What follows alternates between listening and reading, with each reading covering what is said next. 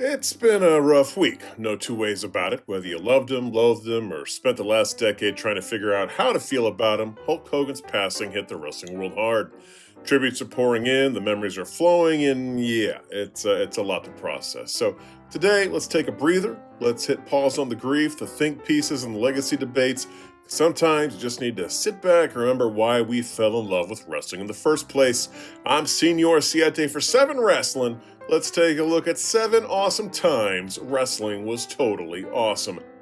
Now, before we get into this, we appreciate your support, so if you enjoyed this video, please do us a solid, hit the like button, subscribe to the channel, and leg drop that notification bell. Number 1, passing the torch. Let's start this off with a Hulk Hogan one for old time's sake. You know, you can say whatever you want about the Hulkster, and oh boy, we have, but even the harshest critics have to admit, WrestleMania 18 was pure magic. Now, the WWE hadn't done much to impress the Toronto crowd up until this point. Ric Flair vs. The Undertaker was pretty good, and Stacy Keibler's entrance was an all-timer in my book. But this is Wrestle by God Mania. We expect more, and we got it. When Voodoo Child queued up and Hollywood Hogan made his way to the ring, grown adults screamed like Beatles fans in the 60s. Children were baptized in Hogan chants, and somewhere in the chaos, The Rock and Hogan had the most epic game of stare and point in wrestling history. No, seriously, these two legends did more with a turned head and a raised eyebrow than most wrestlers do with a ladder, a table, and a live bear. It wasn't about the moves, it was about the moments. You had Hogan back in the WWE for the first time in forever. He came in to inject a lethal dose of poison. Into the WWE, whatever the hell that means. The crowd just decided, nah, he's our guy now. So what did The Rock do? He leaned into it like a pro. They flipped the script mid-match without saying a single word and still delivered one of the most unforgettable matches in WrestleMania history. And if you haven't seen it in a while, check it out. The audience reaction to Hogan hulking up is easily worth the time spent queuing it up on Peacock. When it was over, when Hogan passed the torch and The Rock stood tall, you realized this was the stuff wrestling dreams are made of. Just 2 icons, 67,000 well-entertained fans, and enough charisma to power a small city. If we had to pick one Hulk Hogan moment to live forever, in our books, this is it. This was arguably the last truly iconic match of Hogan's career, and it absolutely stole the show. Number 2, bank statement. The WWE loves to tell us that the women's evolution started in 2015 when Stephanie McMahon pointed dramatically at a group of women on Raw and said, "Look, equality." And sure, that was the PR-friendly launch, but let's be honest, the real revolution didn't begin with a hashtag or a Total Divas promo. It started with Bayley and Sasha Banks walking into the Barclays Center and tearing that bitch down. TakeOver Brooklyn, August 22nd, 2015. You know the one. Sasha rolled up in that Escalade like a legit boss. Bayley had those inflatable buddies flailing around like my anxiety, and the crowd was on the edge of their seats before the bell even rang. Then they proceeded to put on a match so good, so emotional, so everything, that it made all of the women's WWE matches that came before it look like community theater. This wasn't a good women's match, this was a match of the year contender. No asterisk, no qualifiers, just 2 performers who knew they had the ball and decided to run with it into the damn end zone with pyro blasting, and the finish, when Bayley locks in the Bayley to belly, you can hear the crowd in the Barclays Center find another volume. They somehow cranked it to 11. When it was over, Bayley stood there crying with the belt in her hands, and the 4 horsewomen reunited in the ring, and the most genuine "this actually matters" moment in NXT history. That's when the fans stopped saying "give divas a chance" and started saying "give them the damn main event." So yeah, WWE can rewrite history all at once, but we know Bayley versus Sasha Banks at TakeOver Brooklyn wasn't just a match, it was the true dawn of the women's evolution. Number 3, the old Stone Cold.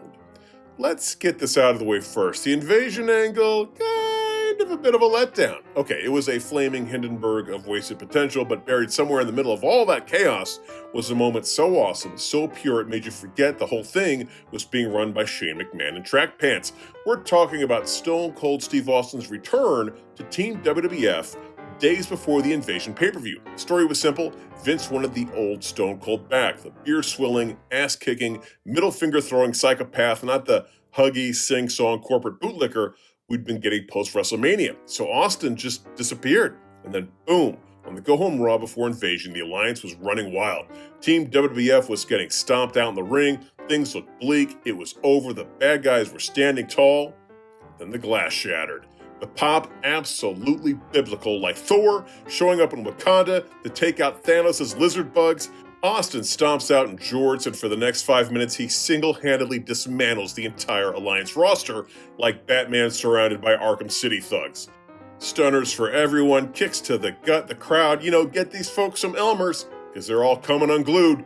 The man turned Raw into a damn John Wick movie, except instead of a dog, it was the integrity of professional wrestling that had been threatened. You could tell Austin just feeding off the crowd, improvising destruction. It was like Michael Jordan dropping 60 points because he was bored.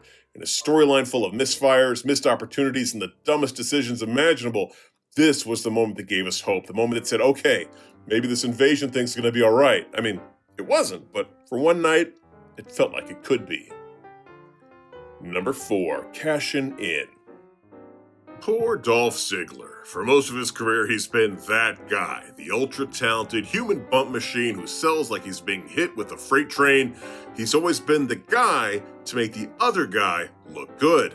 That is, until April 8th, 2013. On that night, Dolph Ziggler cashed in his Money in the Bank contract, and for one shining moment, the dude was the absolute center of the wrestling universe. It was the Raw after Mania, the one with the over-caffeinated international crowd that boos the good guys, cheers the bad guys, and tries to start a wave every 5 minutes. So when Alberto Del Rio was limping around after his match with one leg and less charisma, the crowd started begging for Ziggler. Then boom, the roof of the arena flips off. This was a WrestleMania moment. Well, not officially, because a Del Rio versus Jack Swagger world title match was somehow deemed WrestleMania worthy. Ziggler rushed the ring, cashed in, and for 90 glorious seconds, it's like watching all his years of almosts and not quites finally get cashed into. He nails a zigzag, 1, 2, 3, new world heavyweight champion. The pop is stupid loud, like for once Dolph wasn't the bridesmaid, he was the bride, and the bouquet was a title belt, and this metaphor is getting weird. Of course, in true WWE fashion, the honeymoon was short. He got concussed weeks later, lost the belt soon after, and the WWE went back to using him as a human crash test dummy. But that night, that was pure lightning in a bottle. Number 5, Bryans Liberation. In 2014, the WWE booked something so baffling that even the most loyal Yes Movement disciples were like, wait, what are we doing here? Daniel Bryan joins the Wyatt family. Yes, that Daniel Bryan, the most over babyface in years, the beard-powered underdog the fans were practically rioting for, and now he was wearing a janitor jumpsuit and following Bray Wyatt around like some kind of sad cult intern? Fans hated it. Not in boo the bad guy heat, like actual, what are you doing to our boy heat? Everyone thought WWE had lost the plot again, but just when it looked like they were gonna fully sabotage the hottest act in the company, they flipped the switch. In a steel cage, in front of one of the hottest crowds ever. On the January 13th, 2014 episode of Monday Night Raw, Daniel Bryan and Bray Wyatt faced off against the Usos in a tag team cage match. After the bout, Bray started ordering Bryan around, insisting he offer himself up for Sister Abigail, and then it happened. Daniel Bryan said nope. The crowd sensed it instantly, the roof started to rumble, then Bryan absolutely unloaded on Bray Wyatt. From there, he slowly took off his jumpsuit like a superhero shedding his disguise, then he climbed the cage, he stood on top, 15,000 people screamed yes in unison like it was a spiritual awakening. The camera zoomed in, the fist pumped, and for the first time in weeks, everything made sense again.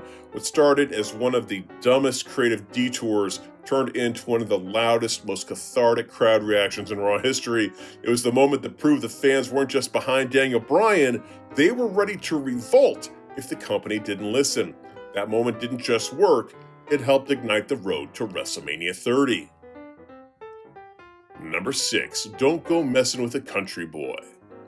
The WWE billed it as the last match ever between Roman Reigns and Brock Lesnar, and there had been a few. But if it had to be the last time, Brock was going to make sure it went out with the same energy as a Michael Bay movie on fire. Talking about SummerSlam 2022, a last man standing match. Roman Reigns walks in as the dominant tribal chief, and then Brock Lesnar rolls into the stadium driving a literal red tractor like he's on his way to smash both a barn and the bloodline. And yeah, it was glorious. But before we even got to the ring wrecking, we got maybe the coolest accidental moment in WWE history. Roman Reigns catches a microphone that was thrown by Brock Lesnar without looking, one-handed, no flinch, like he was born in a friggin' Marvel movie, and the match started and all hell broke loose. Steel steps, tables, chair shots, suplexes. Fury showed up and got bodied before he could try to cash in his Money in the Bank contract. And then Brock got back in the tractor. What'd he do? Oh, nothing major, just lifted the entire fucking wrestling ring off of the ground, like tilted it up at a 45-degree angle and sent Roman tumbling down like a sweaty Samoan boulder. It was so cartoonishly awesome that even the commentary team stopped pretending it was a sport and started screaming like fans. No one's ever seen anything like that before, not in the Attitude Era, not in the heyday of ECW, not in WCW where they once tried a monster truck sumo match. This was new, chaotic, perfectly timed brilliance. Eventually Roman won, because, of course he did, but Brock Lesnar made the entire thing unforgettable. It wasn't a 5-star wrestling clinic, it was a demolition derby with spears and suplexes, and it ruled. So if this was truly the last time ever between Roman and Brock, they couldn't have ended it with a more testosterone, violence, or tractor-based absurdity if they tried. Number 7, the DX Special. The 2012 Hell in a Cell slugfest between The Undertaker and Triple H was more than just good. It was a brutal, edge-of-your-seat war from bell to bell. They threw everything at each other, chairs, sledgehammers, stairs, the very soul of the ring, and somehow kept going. The pacing was perfect, the drama electric, the carnage. Please don't let them end themselves level of intense. But heading into it, there was one problem. Nobody really believed that Triple H was going to end The Undertaker's WrestleMania undefeated streak. So they went to extreme measures to get us to bite on a near fall, and it's arguably the greatest near fall in professional wrestling history. Special referee Shawn Michaels had been taking his lumps during the match, and in a moment of sheer chaos, nailed the dead man with sweet chin music. That alone would be enough, but Taker turned and was immediately hit with a pedigree. The DX Special, baby. A distraught Heartbreak Kid counts 1, 2, no! Taker kicks out like somehow the dead man raised a bony finger and was like, not today, son. The near fall was the near fall to end all near falls. It wasn't just a close call, it was a gosh darn roller coaster of emotions. Perfect mix of holy crap and how the hell did he survive that? I bought it, the fans bought it. It instantly elevated the match from really good to legendary status. You could hear the crowd lose their collective minds in that moment. The match continued with a brutal back and forth until The Undertaker finally put Triple H away with a tombstone. Oh, that near fall, it was the pinnacle, the crescendo, the heartbeat of the entire match, because sometimes in wrestling, it's not just about who wins or who loses, it's about those moments that make you sit on the edge of your seat and scream at your screen. And The Undertaker kicking out of the pedigree super kick combo, that was wrestling magic. Well, there's our list. Did I leave out any other awesome wrestling moments that were totally awesome? If so, please leave them in the comments section below. Also, if you enjoyed this video, please hit the like button, subscribe to the channel, and cup your ear towards that notification bell. Until next time, I'm Senor Siete for 7 Wrestling saying bye-bye.